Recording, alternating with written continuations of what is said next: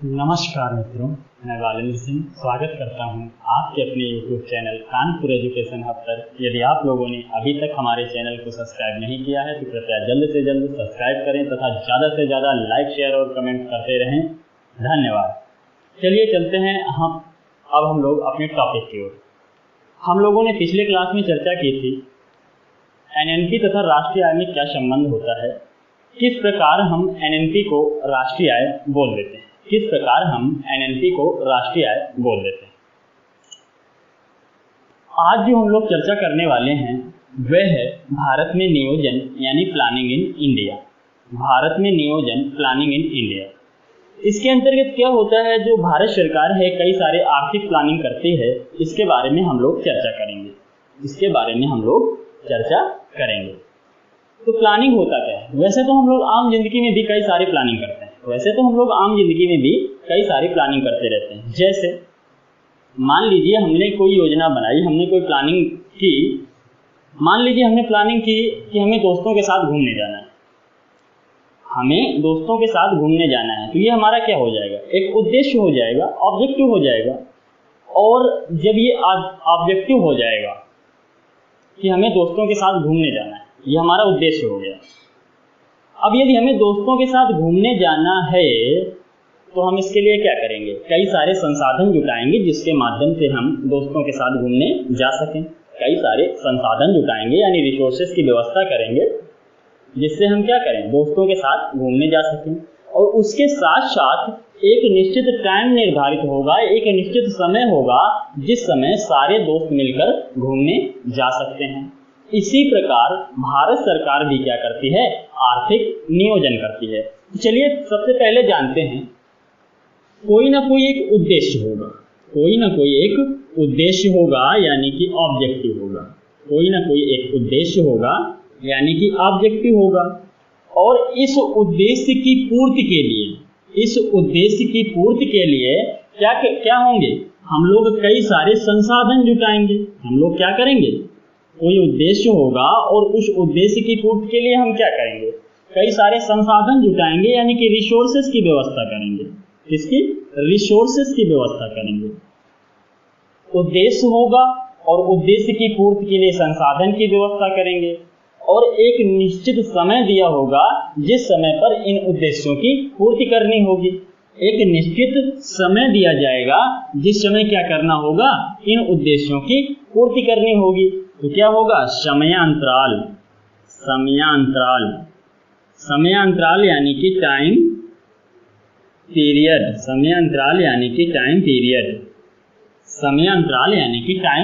होगा। समयांतराल होगा, एक निश्चित समय होगा जिस समय सारे दोस्त मिलकर घूमने जा सके। अभी मैंने बताया, तो क्या एक निश्चित समयांतराल होगा जिस समय इन उद्देश्यों की पूर्ति करनी होती है। इसी प्रकार सरकार के भी कई उद्देश्य होते हैं। जैसे कुछ उद्देश्य हो गए, मान लीजिए पहला उद्देश्य गरीबी हटाओ, रोजगार सृजन, आत्मनिर्भर भारत।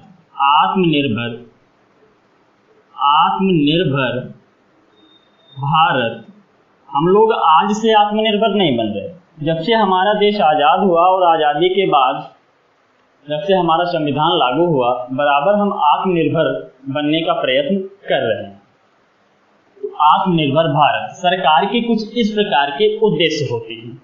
और सरकार इन उद्देश्यों की पूर्ति के लिए क्या करती है, सरकार इन उद्देश्यों की पूर्ति के लिए कई सारे संसाधन जुटाती है। सरकार इन उद्देश्यों की पूर्ति के लिए क्या करेगी, कई सारे संसाधन जुटाएगी। और सरकार को एक निश्चित समय दिया जाएगा जिस समय पर इन उद्देश्यों की पूर्ति करनी होगी। सरकार के लिए एक निश्चित समय निर्धारित होगा जिस समय पर क्या करना होगा, इन उद्देश्यों की पूर्ति करनी होगी। तो क्या होगा, एक निश्चित समयांतराल। कई वर्षों तक अपने यहाँ क्या होता था, पंचवर्षीय योजनाएं आया करती थी। कैसी योजनाएं? पंचवर्षीय योजनाएं आया करती थी। काफी समय तक अपने यहाँ किस प्रकार की योजनाएं आती थी, तो पंचवर्षीय योजनाएं आया करती थी। तो चलिए यहाँ से जो प्लानिंग की परिभाषा है वो क्या निकल कर आएगी, नियोजन की परिभाषा क्या निकल कर आएगी। तो देखिए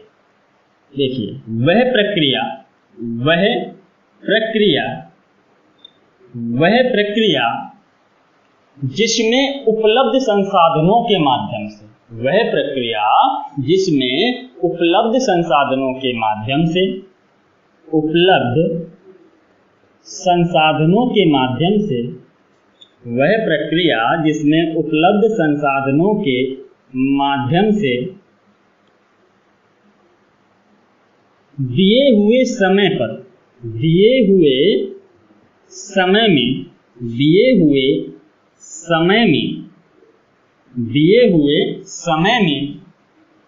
पूर्व निर्धारित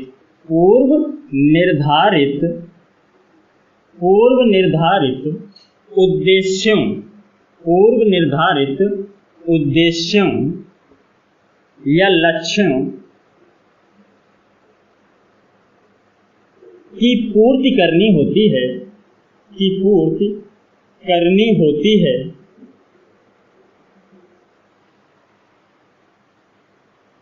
क्या कहलाता है, नियोजन कहलाता है, नियोजन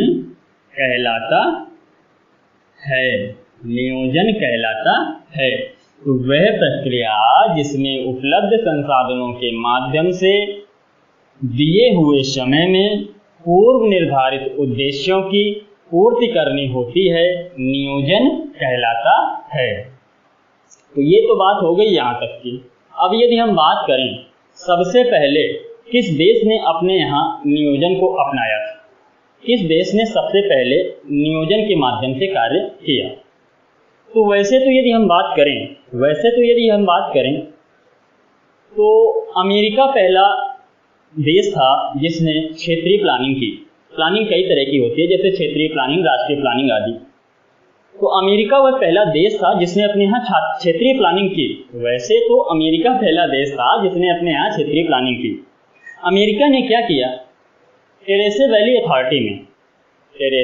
अथॉरिटी में क्षेत्रीय प्लानिंग की। इसने टेरेसे वैली में बहुत से लोगों का पुनर्वास कार्यक्रम, इरिगेशन सिस्टम, लैंड फर्टिलिटी यानी कि भूमि उर्वरा शक्ति बढ़ाने का कार्य नियोजन के माध्यम से किया।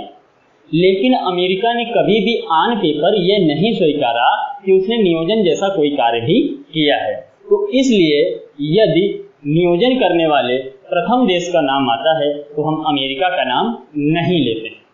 वहीं यदि हम बात करें तो नियोजन करने वाला प्रथम देश रूस था। रूस ने क्या किया, रूस ने सबसे पहले अपने यहाँ राष्ट्रीय प्लानिंग की। रूस ने क्या किया, प्लानिंग के माध्यम से सबसे पहले उसने जो छोटे छोटे भूमि के टुकड़े हुआ करते थे उनको बड़े बड़े टुकड़ों में टुकड़े बनाए। जो छोटे छोटे भूमि के टुकड़े हुआ करते थे उनका क्या किया, एक बड़ा लैंड पार्ट बनाया, बड़े बड़े लैंड पार्ट बनाए। मतलब कि जो लैंड पार्ट थे, छोटे छोटे लैंड पार्ट थे, उनको एक बड़ा लैंड पार्ट बना दिया। जब बड़ा लैंड पार्ट बनाया तो किसानों को क्या हुई, जोत में आसानी हो गई। और रूस ने क्या किया, रूस ने ये माना कि हमने अपने यहाँ प्लानिंग की है। रूस ने प्लानिंग के माध्यम से और भी कई कार्य किए, लेकिन पहला कार्य रूस का यही था कि रूस ने छोटे छोटे टुकड़ों को बड़े बड़े टुकड़ों में सम्मिलित कर दिया या संग्रहित कर दिया, जिससे किसानों के जोत में आसानी हुई। और रूस ने प्लानिंग के माध्यम से और भी कार्य किए। रूस ने ये माना कि हमने अपने यहाँ क्या किया है, प्लानिंग किया है। तो इसलिए जब भी बात आती है प्लानिंग की तो हम पहला देश सबसे पहले रूस का नाम लेते हैं। जब भी बात आती है प्लानिंग की तो हम सबसे पहले रूस का नाम लेते हैं। तो क्या है, लिख देता हूं, रूस वह पहला देश है, रूस वह पहला देश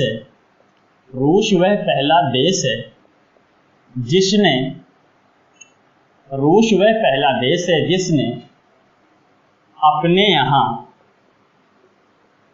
नियोजन किया। रूस वह पहला देश है जिसने अपने यहाँ क्या किया, नियोजन किया। रूस वह पहला देश है जिसने अपने यहाँ नियोजन किया था। चलिए आगे यदि हम लोग चर्चा करें तो जो भारत में जो पंचवर्षीय योजनाओं के सिद्धांत हैं वे रूस से लिए गए थे। भारत में पंचवर्षीय योजनाओं के सिद्धांत कहाँ से लिए गए? तो भारत में पंचवर्षीय योजनाओं के सिद्धांत रूस से लिए गए थे। क्यों लिए गए? जब हमारा देश आज़ाद हुआ 1947 में हमारा देश आज़ाद हुआ, और आज़ाद जब हमारा देश हुआ तो ये पाया गया कि रूस जो था वह काफ़ी चर्चा में हुआ करता था।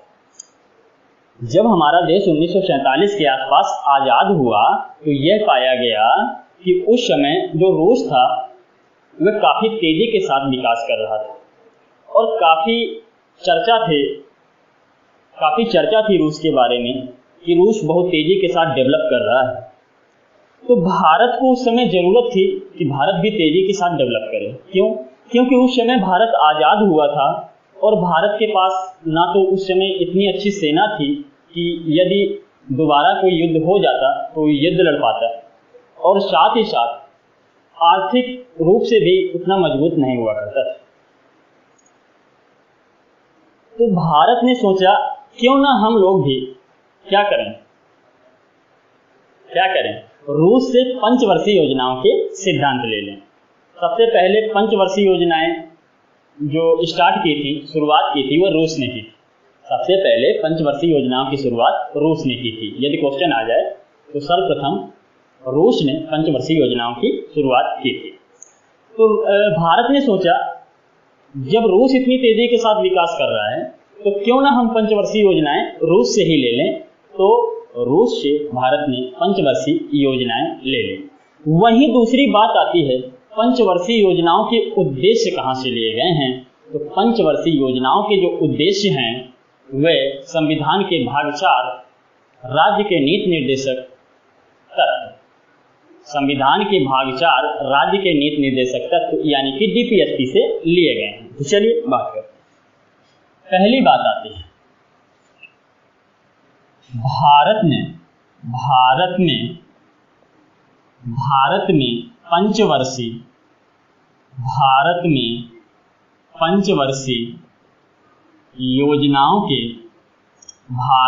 पंचवर्षीय योजनाओं के सिद्धांत रूस से लिए गए हैं। भारत में पंचवर्षीय योजनाओं के सिद्धांत रूस से लिए गए हैं। और दूसरी बात करें तो भारत में पंचवर्षीय योजनाओं के जो उद्देश्य हैं वे संविधान के भाग 4 राज्य के नीति निर्देशक तत्व यानी कि DPSP direct principle of state policy से लिए गए हैं। क्या है? भारत में पंचवर्षीय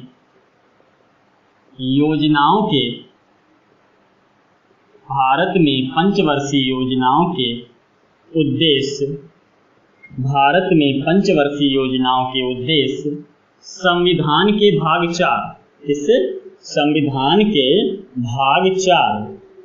संविधान के भाग 4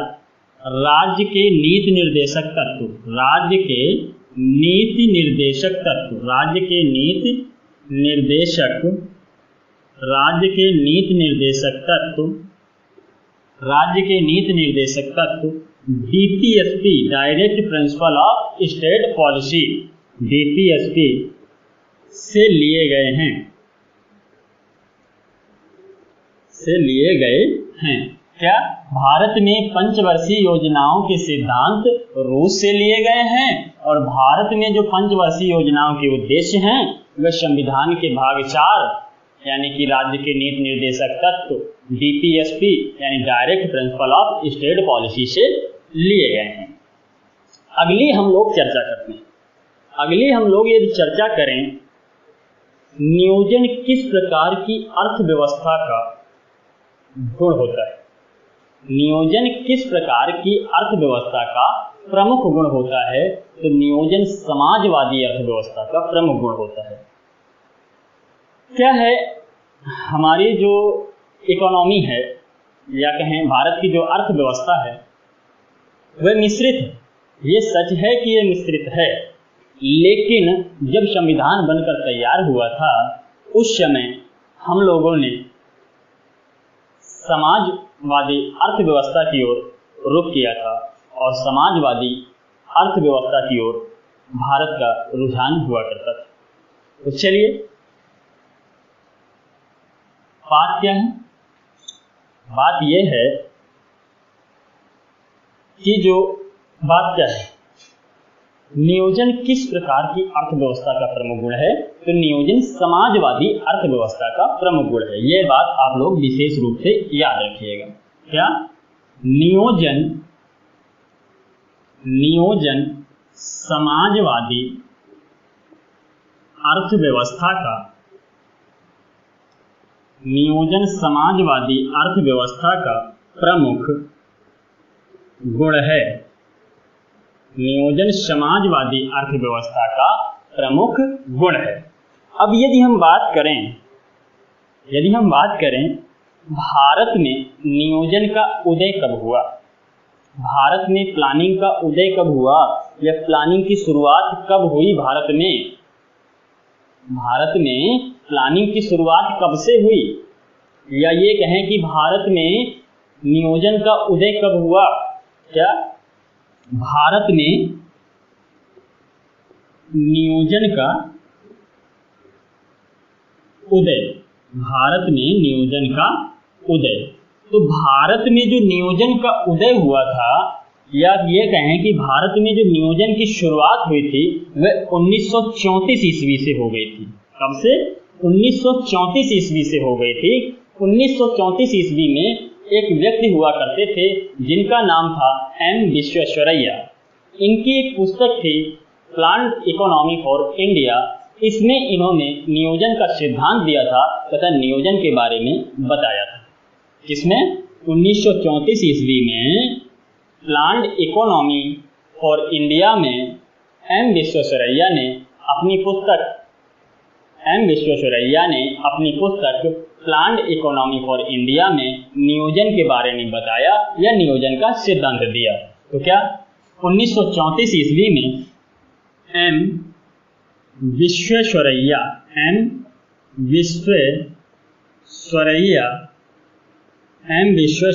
ने अपनी पुस्तक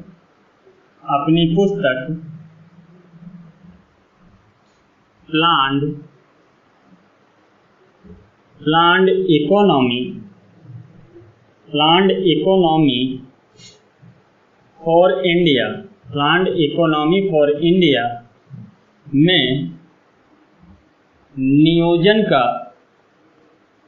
नियोजन का सिद्धांत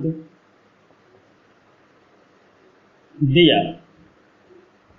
एम विश्वेश्वरैया ने अपनी पुस्तक प्लान्ड इकोनॉमी फॉर इंडिया में नियोजन का सिद्धांत दिया, या ये कहें कि नियोजन के बारे में बताया था। कब बताया था? 1934 ईस्वी में। अब दूसरी बात आती है, ये नियोजन का सिद्धांत दे दिया,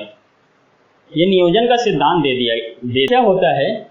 इसके बाद 1938 ईस्वी में, कब? 1938 ईस्वी में राष्ट्रीय योजना आयोग समिति का गठन कर दिया जाता है। कब? 1938 ईस्वी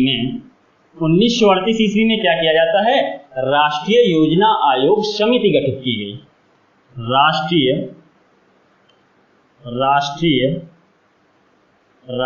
योजना आयोग समिति का गठन। राष्ट्रीय योजना आयोग समिति का गठन कब किया गया?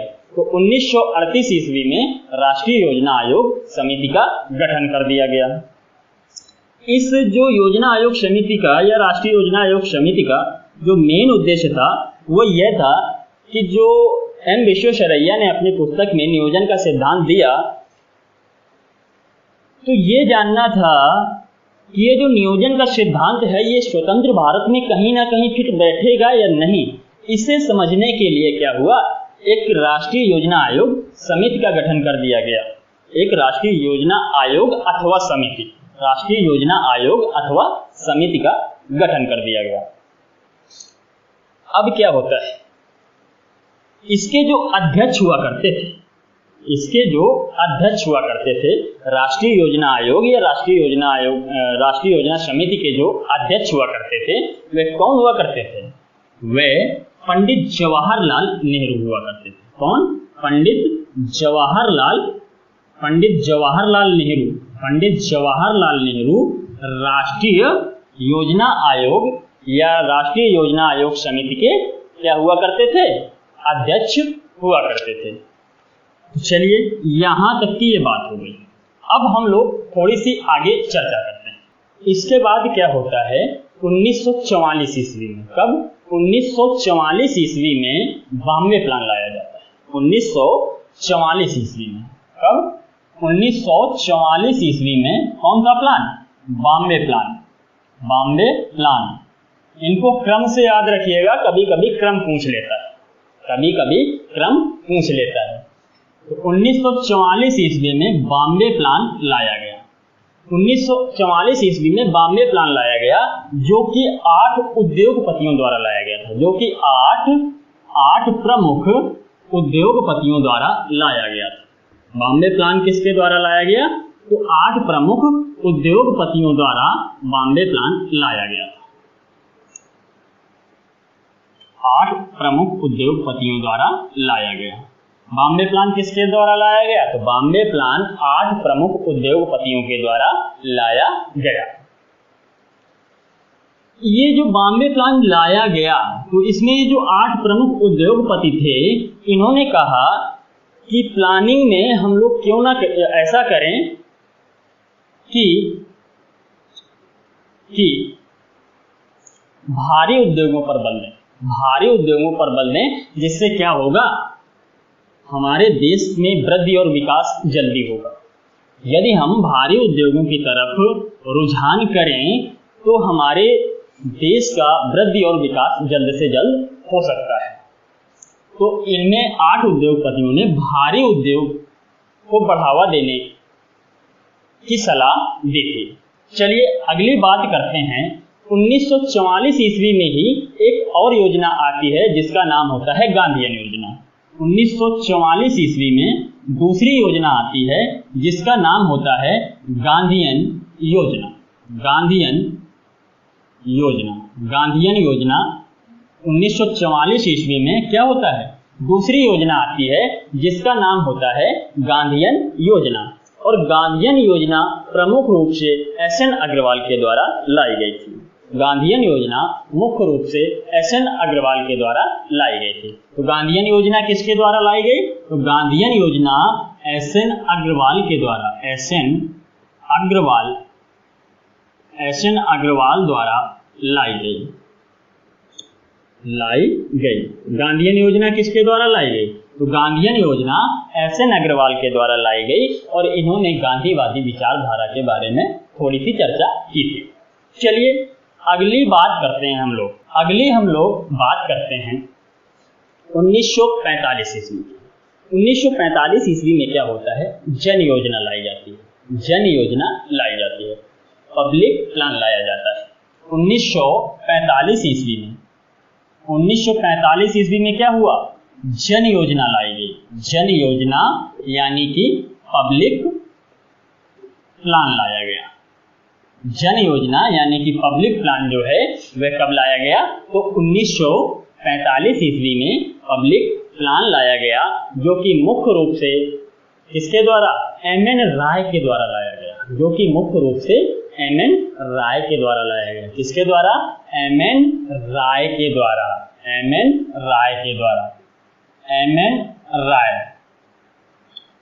राय द्वारा क्या लाया गया?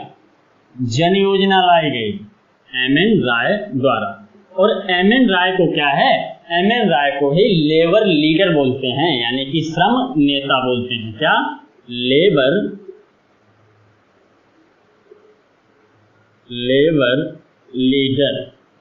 लीडर यानी कि श्रम नेता। एम.एन. राय को ही क्या बोलते हैं? लेबर लीडर यानी कि श्रम नेता बोलते हैं, श्रम नेता। तो लेबर लीडर किसे कहते हैं? तो लेबर लीडर एम.एन. राय को कहा जाता था। लेबर लीडर किसे कहा जाता था? तो लेबर लीडर एम.एन. राय को कहा जाता था। अगली यदि हम बात करें तो 1950 में क्या होता है? सर्वोदय योजना लाई जाती है। 1950 ईस्वी में एक योजना लाई जाती है जिसका नाम होता है सर्वोदय योजना। कब? 1950 ईस्वी में। 1950 ईस्वी में क्या लाई जाती है? सर्वोदय योजना लाई जाती है। 1950 ईस्वी में कौन सी योजना लाई जाती है? तो 1950 ईस्वी में सर्वोदय योजना लाई जाती है। और सर्वोदय योजना जेपी नारायण यानी कि जयप्रकाश नारायण के द्वारा लाई गई थी। सर्वोदय योजना किसके द्वारा लाई गई? तो सर्वोदय योजना जेपी नारायण यानी कि जयप्रकाश नारायण के द्वारा लाई गई थी। तो सर्वोदय योजना किसके द्वारा लाई गई? जेपी नारायण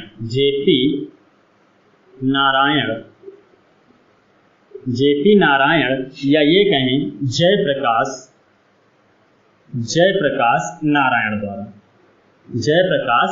नारायण द्वारा।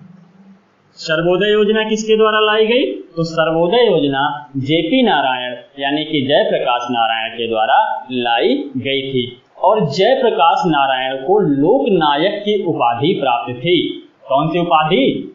जयप्रकाश नारायण को लोकनायक की उपाधि प्राप्त थी। कौन सी उपाधि? लोकनायक की उपाधि प्राप्त थी। जयप्रकाश नारायण को कौन सी उपाधि प्राप्त थी? तो जयप्रकाश नारायण की जो उपाधि थी वह थी लोकनायक या ये कहें जयप्रकाश नारायण को लोकनायक भी कहा जाता था। जयप्रकाश नारायण को लोकनायक की उपाधि प्राप्त थी। जयप्रकाश नारायण के द्वारा ही 1950 ईस्वी में सर्वोदय योजना लाई गई। और वहीं यदि हम अगली बात करें तो 1950 ईस्वी में क्या होता है? योजना आयोग का गठन कर दिया जाता है। 1950 ईस्वी में ही क्या होता है? 1950 ईस्वी में योजना आयोग का क्या कर दिया जाता है? योजना आयोग का गठन कर दिया जाता है। 1950 में ही योजना आयोग का गठन किया गया। 1950 में ही क्या किया जाता है? तो 1950 में ही योजना आयोग का गठन कर दिया जाता है।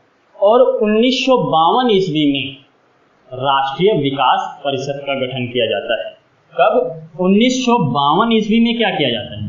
तो 1952 ईस्वी में राष्ट्रीय विकास परिषद का गठन किया जाता है। 1952 ईस्वी में राष्ट्रीय विकास परिषद का गठन किया जाता है। राष्ट्रीय विकास परिषद यानी कि नेशनल डेवलपमेंट काउंसिल का गठन कर दिया जाता है, गठन किया गया। तो क्या हो गया? 1950 में योजना आयोग का गठन किया गया और 1952 में राष्ट्रीय विकास परिषद का गठन किया गया। योजना आयोग को प्लानिंग कमीशन इंग्लिश में बोलते हैं और राष्ट्रीय विकास परिषद को इंग्लिश में बोलते हैं नेशनल डेवलपमेंट काउंसिल। चलिए, यहां तक की ये बात हो गई। अब हम लोग थोड़ी सी चर्चा आगे की करते हैं। आगे यदि हम चर्चा करते हैं किसकी? योजना आयोग और राष्ट्रीय विकास परिषद के बारे में थोड़ी सी डिटेल से चर्चा करते हैं। योजना आयोग और राष्ट्रीय विकास परिषद के बारे में थोड़ी सी डिटेल से चर्चा करते हैं। चलिए देखिए, एक तरफ मैं लिख रहा हूं योजना आयोग और दूसरी तरफ राष्ट्रीय विकास परिषद। एक तरफ प्लानिंग कमीशन और दूसरी तरफ नेशनल डेवलपमेंट काउंसिल। क्या है? योजना आयोग। योजना आयोग, योजना आयोग यानी कि प्लानिंग कमीशन, योजना आयोग यानी कि प्लानिंग कमीशन। दूसरी तरफ राष्ट्रीय विकास परिषद, राष्ट्रीय विकास परिषद, राष्ट्रीय विकास परिषद, राष्ट्रीय विकास परिषद। एक तरफ योजना आयोग और दूसरी तरफ राष्ट्रीय विकास परिषद यानी कि national development council, NDC, national development council. तो चलिए बात करते हैं। स्ट्रक्चर के माध्यम से राष्ट्रीय योजना आयोग और राष्ट्रीय विकास परिषद को थोड़ा थोड़ा समझ। चलिए बात करते हैं हम लोग अब योजना आयोग की। स्ट्रक्चर के माध्यम से योजना आयोग को समझते हैं। तो सबसे पहले क्या होगा?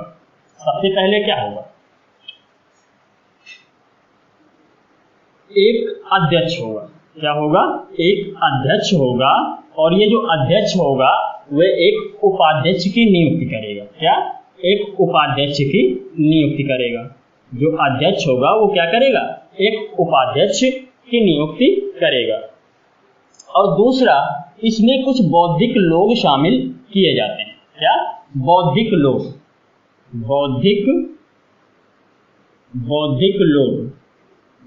लोग जो मुख्यतः परमानेंट मेंबर होते हैं।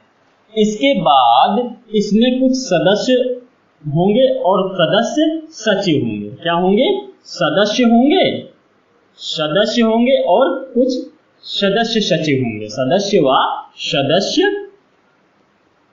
सचिव शामिल होंगे।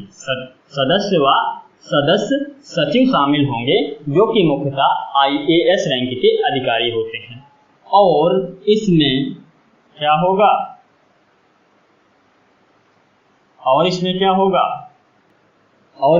होगा? केंद्र के कैबिनेट मंत्री सम्मिलित किए जाएंगे। क्या? केंद्र के कैबिनेट मंत्री भी इसमें सम्मिलित किए जाएंगे। क्या? केंद्र के कैबिनेट मंत्रियों को इसमें सम्मिलित किया जाएगा। केंद्र के कैबिनेट मंत्रियों को सम्मिलित किया जाएगा। जो अध्यक्ष होता है, जो इसका योजना आयोग का अध्यक्ष होता है, वह मुख्य रूप से प्रधानमंत्री अध्यक्ष हुआ करते थे। कौन? प्रधानमंत्री ही क्या होते हैं? योजना आयोग के अध्यक्ष होते हैं। प्रधानमंत्री ही योजना आयोग के अध्यक्ष होते हैं। योजना आयोग क्या हुआ है? वर्तमान में योजना आयोग को समाप्त कर दिया गया है और अब योजना आयोग की जगह पर नीति आयोग बना दिया गया है। यदि हम बात करें योजना आयोग के जो अंतिम उपाध्यक्ष थे, तो योजना आयोग के जो अंतिम उपाध्यक्ष थे वे थे माउंटेन सिंह अहलूवालिया। कौन? माउंटेन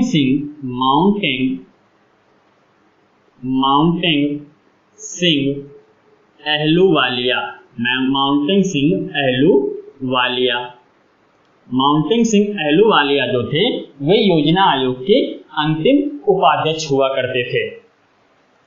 ये बौद्धिक लोग जो होते हैं वो क्या होते हैं? परमानेंट मेंबर होंगे। अभी मैंने बताया परमानेंट मेंबर, या ये कहें स्थायी सदस्य। परमानेंट मेंबर, ये परमानेंट मेंबर हो गए। इसके बाद ये जो सदस्य व सदस्य सचिव होते हैं, ये IAS रैंक के अधिकारी होते हैं। किस रैंक के? IAS रैंक के अधिकारी होते हैं। IAS रैंक के अधिकारी होते हैं। जो सदस्य व सदस्य सचिव होते हैं वे IAS रैंक के अधिकारी होते हैं और केंद्र के कैबिनेट मंत्री सम्मिलित होंगे। अब दूसरी बात करते हैं हम राष्ट्रीय विकास परिषद की, नेशनल डेवलपमेंट काउंसिल की। तो चलिए सबसे पहले इसमें क्या है? इसमें क्या होगा? योजना आयोग के जितने भी सदस्य होंगे, योजना आयोग के जितने भी सदस्य होंगे, सभी सदस्य इसमें सम्मिलित होंगे। तो क्या? योजना आयोग के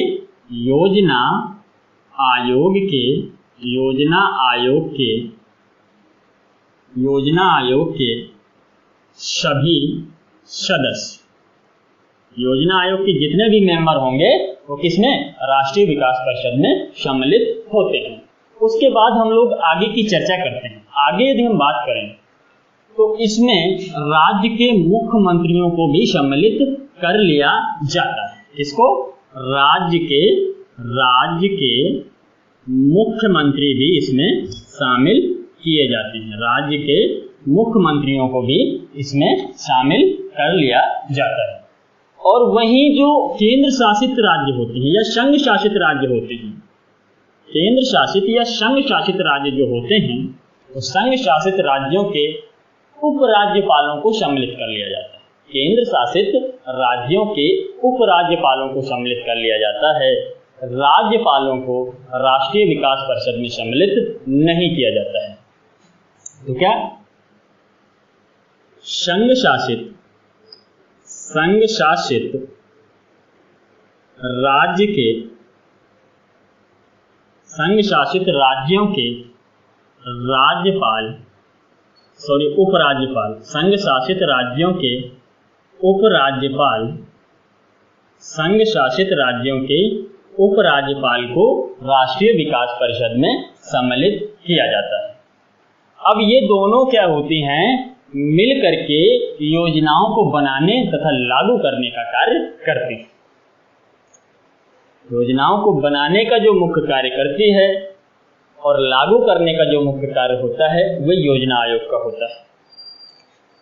और जो राष्ट्रीय विकास परिषद होता है, राष्ट्रीय विकास परिषद योजना को अनुमोदित करने का कार्य करता है।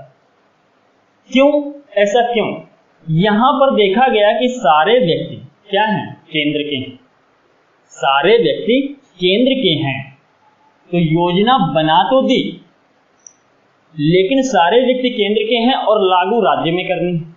राज्य का कोई नहीं है, तो राज्य की सलाह लेने के लिए क्या होता है, राष्ट्रीय विकास परिषद के पास योजना को भेजा जाता है।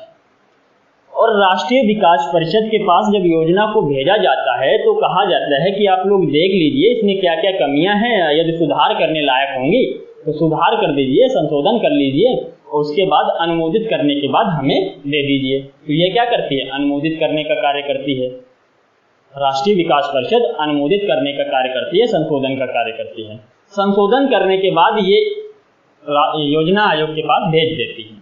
वो बात अलग है कि योजना आयोग इसे माने या ना माने, और योजना आयोग इसके बाद क्या करती है, योजना को लागू कर देती है। तो सबसे पहली बात क्या आती है, योजना आयोग का काम क्या है? योजना आयोग का काम है योजना बनाना। इसने क्या किया, कोई योजना बनाई, योजना बनाना। योजना आयोग का काम है योजना बनाना, और योजना बनाने के बाद क्या किया, राष्ट्रीय विकास परिषद के पास भेज दिया यानी कि सेंड कर दिया। और राष्ट्रीय विकास परिषद क्या करेगी, राष्ट्रीय विकास परिषद क्या करेगी, राष्ट्रीय विकास परिषद का काम होता है अनुमोदित करना, योजना को अनुमोदित करना। ठीक है, राष्ट्रीय विकास परिषद क्या करेगी, योजना को अनुमोदित करेगी। तो योजना को अनुमोदित करना राष्ट्रीय विकास परिषद का कार्य है, या ये कहें स्वीकृति देना जो काम है वह किसका है, राष्ट्रीय विकास परिषद का कार्य है। अब जब योजना को अनुमोदित कर दिया, यानी कि जब यहाँ से स्वीकृत हो गया, तो स्वीकृत करने के बाद ये क्या करता है, योजना आयोग के पास भेज देता है। कहाँ से, राष्ट्रीय विकास परिषद से वापस योजना आयोग के पास भेजा जाता है। वापस भेज दिया जाता है। कहाँ, योजना आयोग के पास। अब योजना आयोग क्या करेगी, इसने कई संशोधन किए, कई चीज़ों में संशोधन किया, कई अपनी बातें रखी। अब ये योजना आयोग के ऊपर होता है कि वह राज्य की बातें मानता है या नहीं मानता है, राष्ट्रीय विकास परिषद की बातें मानता है या नहीं मानता है। अगर योजना आयोग का मन हुआ तो मानेगा और नहीं मन हुआ नहीं मानेगा। स्वतंत्र होता है योजना आयोग, क्या है, इस मामले में स्वतंत्र होता है।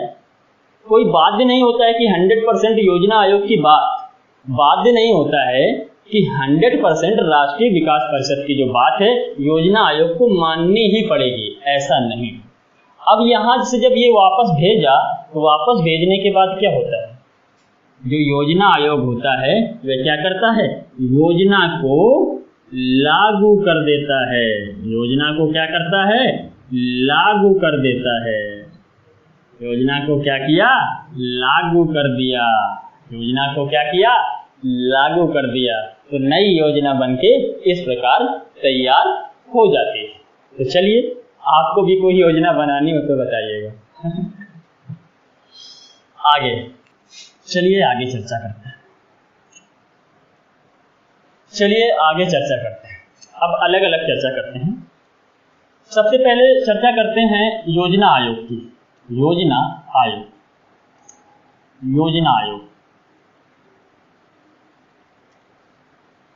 तो जो योजना आयोग है वह 15 मार्च 1950 ईस्वी को बनकर तैयार हुआ था। योजना आयोग 15 मार्च 1950 ईस्वी को केंद्रीय मंत्रिमंडल द्वारा प्रस्ताव पारित करके गठित किया गया था। कब? 15 मार्च 1950 ईस्वी को केंद्रीय मंत्रिमंडल द्वारा प्रस्ताव पारित करके योजना आयोग का गठन किया गया। तो पहली बात क्या आती है? 15 मार्च 1950 ईस्वी को 15 मार्च 1950 ईस्वी को केंद्रीय मंत्रिमंडल द्वारा प्रस्ताव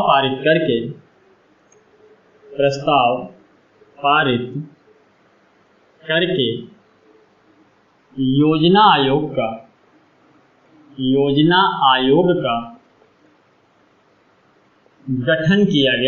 गठन किया गया। कब? 15 मार्च 1950 ईस्वी को केंद्रीय मंत्रिमंडल द्वारा प्रस्ताव पारित करके योजना आयोग का गठन कर दिया गया। अब यदि हम बात करें योजना आयोग जो है वह एक प्रकार से गैर संवैधानिक निकाय है। योजना आयोग कैसा निकाय है? गैर संवैधानिक निकाय है। तो क्या योजना आयोग गैर संवैधानिक निकाय है। योजना आयोग किस प्रकार का निकाय है? तो गैर संवैधानिक निकाय है। इस गैर संवैधानिक से तात्पर्य क्या होता है? गैर संवैधानिक का मतलब होता है कि जिसका संविधान में उल्लेख नहीं होता है। सरकार क्या करती है? अपने माध्यम से कानून पारित कर लेती है। अपने माध्यम से कानून पारित करके कोई योजना बनाती है या कोई आयोग गठित करती है। क्या सरकार अपने माध्यम से कानून बनाकर या कानून पारित करके कोई भी आयोग गठित करती है तो ये क्या होते हैं? गैर संवैधानिक निकाय होते हैं। सरकार इनको अपनी इच्छानुसार क्या कर सकती है? बदल सकती है या समाप्त कर सकती है। चलिए अगली बात करते हैं। अगली जो तीसरी बात आती है, तो ये जो योजना आयोग का मुख्य कार्य हुआ करता था वह पंचवर्षीय योजनाओं को लागू करना हुआ करता था। तो योजना आयोग का जो मुख्य कार्य था वो कौन सा था? तो योजना आयोग का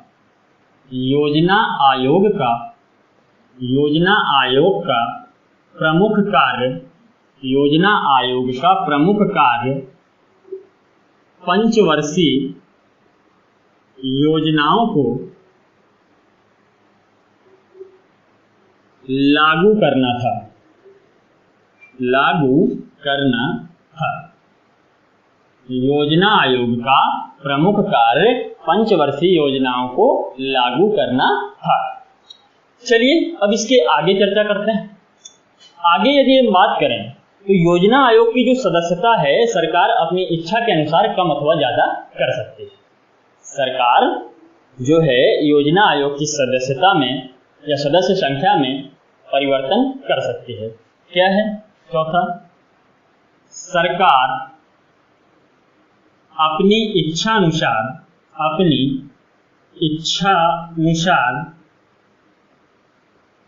योजना आयोग के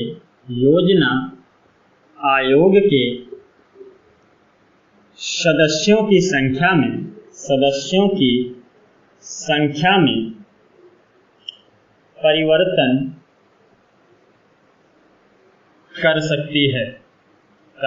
कर सकती है।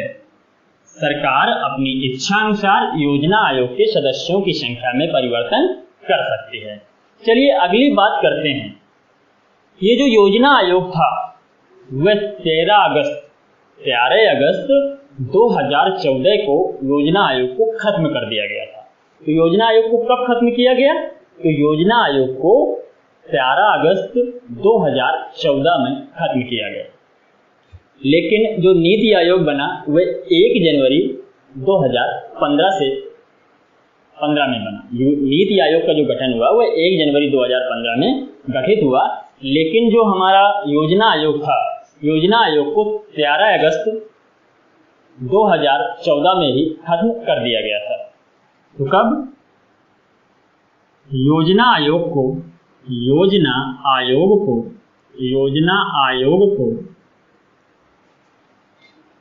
13 अगस्त या 13 अगस्त 2014 में खत्म कर दिया गया।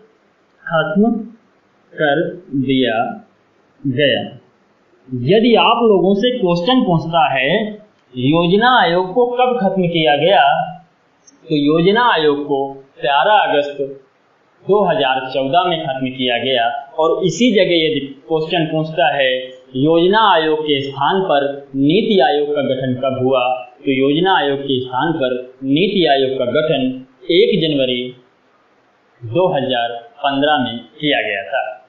चलिए, ये तो बात हो गई यहाँ तक की। अब हम लोग चर्चा करते हैं थोड़ी सी राष्ट्रीय विकास परिषद के बारे में, यानी कि नेशनल डेवलपमेंट काउंसिल के बारे में। क्या? राष्ट्रीय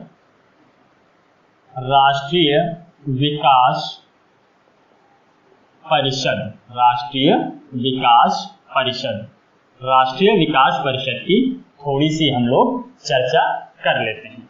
तो राष्ट्रीय विकास परिषद का गठन 6 अगस्त, कब? राष्ट्रीय विकास परिषद का गठन 6 अगस्त 1952 ईस्वी में किया गया था। राष्ट्रीय विकास परिषद का गठन कब किया गया? तो राष्ट्रीय विकास परिषद का गठन 6 अगस्त 1952 ईस्वी में किया गया। कब? राष्ट्रीय विकास परिषद का गठन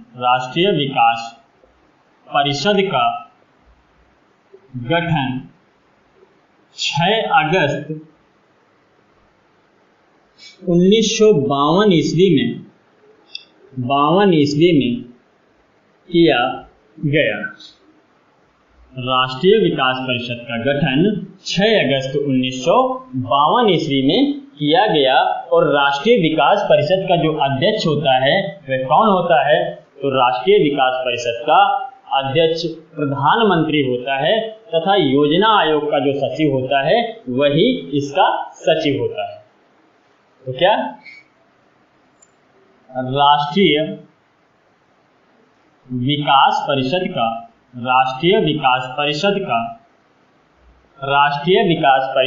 अध्यक्ष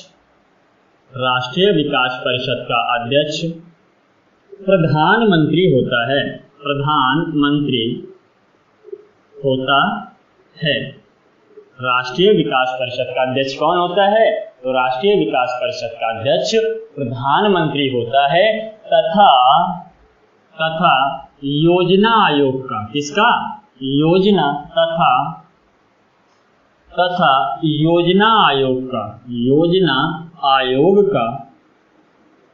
योजना आयोग का सचिव इसका सचिव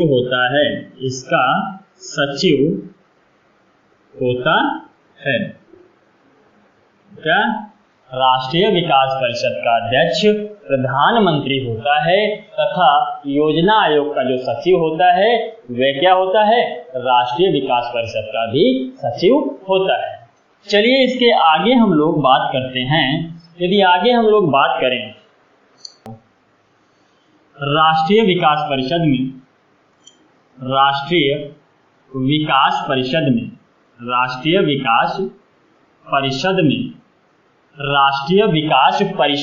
राज्यपालों को सम्मिलित नहीं किया जाता है। क्या? राष्ट्रीय विकास परिषद में राज्यपालों को सम्मिलित नहीं किया जाता है। राष्ट्रीय विकास परिषद में राज्यपालों को सम्मिलित नहीं किया जाता है और योजना आयोग द्वारा तैयार योजनाओं का जो प्रारूप होता है, योजना आयोग द्वारा तैयार योजनाओं का जो प्रारूप होता है उसे अंतिम रूप से स्वीकृति कौन देता है? राष्ट्रीय विकास परिषद देता है। या ये कहें जो योजना आयोग द्वारा तैयार योजनाओं का प्रारूप होता है, जो योजना आयोग द्वारा तैयार योजनाओं का प्रारूप होता है उसे अंतिम अनुमोदन के लिए राष्ट्रीय विकास परिषद के पास भेजा जाता है। तो क्या योजना आयोग द्वारा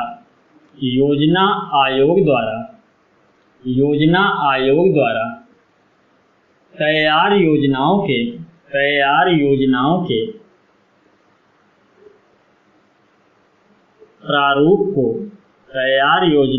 प्रारूप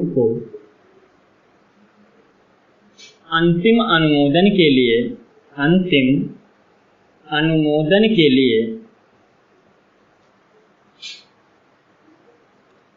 राष्ट्रीय विकास परिषद के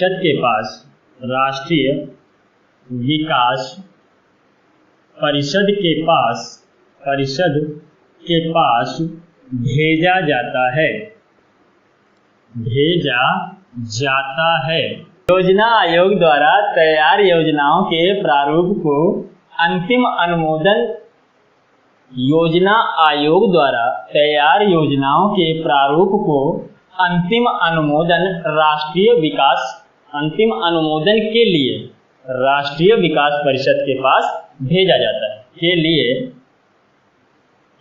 विकास परिषद के पास भेजा जाता है। तो क्या योजना आयोग द्वारा तैयार योजनाओं के प्रारूप को अंतिम अनुमोदन के लिए राष्ट्रीय विकास परिषद के पास भेजा जाता है। आगे बात करते हैं। आगे आज का जो अंतिम पॉइंट है, आज का लास्ट पॉइंट होगा, वे हम लोग चर्चा करते हैं। चलिए, कुछ ना कुछ तो पढ़ेंगे, नहीं तो नहीं पढ़ेंगे, क्या जाता है। राष्ट्रीय क्या होता है? परिषद द्वारा स्वीकृत के बाद ही कोई भी योजना लागू हो सकती है। जब तक परिषद स्वीकृत नहीं देती है तब तक योजना लागू नहीं होती है। यदि क्या हुआ, योजना आयोग राष्ट्रीय विकास परिषद के पास अपने योजना के प्रारूप को भेजती है और परिषद जब तक स्वीकृत नहीं देगी तब तक क्या होगा, योजना लागू नहीं होती है। तो क्या होता है, परिषद द्वारा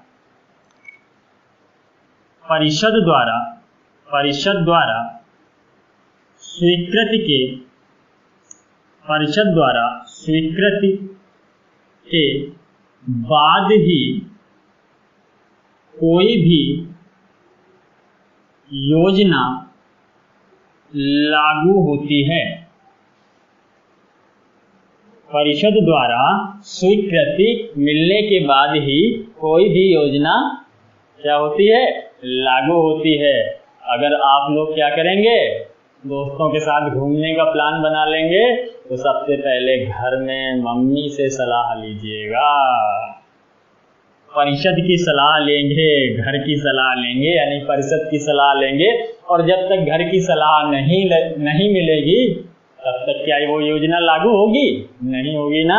उसी प्रकार क्या है, जब तक परिषद की सलाह नहीं मिलती है तब तक योजना लागू नहीं होती है। चलिए, आज की क्लास हम लोग यहीं पर समाप्त करते हैं।